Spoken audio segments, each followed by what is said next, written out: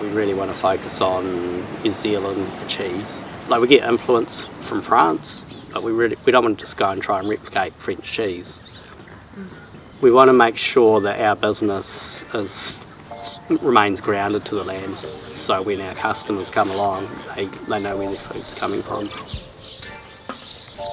Living in Kaikōura, you've got to create your own work. Add to the community. And add to the community. So we have our local store, so we're trying to source locally, and we're trying to make food in a way where the land's not suffering, the animals aren't suffering, but we're still getting a really good, tasty product.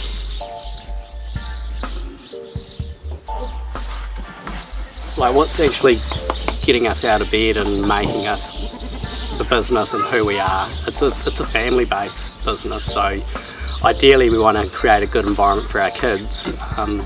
We like exploring food and taste, and at the same time we're really encouraged through working with the land to get to work in a beautiful landscape around some very interesting people, and you're with a wonderful community. It's interesting coming from, like, before we did this business, we would ski lots, or we would climb lots, or surf lots, and within those sports or that kind of recreation, you get these little moments of high pressure or high stress, but starting a business with 3 goats and living in a tiny house and trying to create a business with little kids, you don't have that high intensity moments, but you've just got this underlying responsibility that you've got to keep up. Yeah.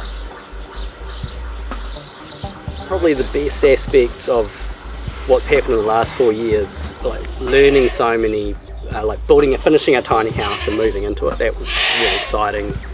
The diversity of the job, we get to farm and make cheese.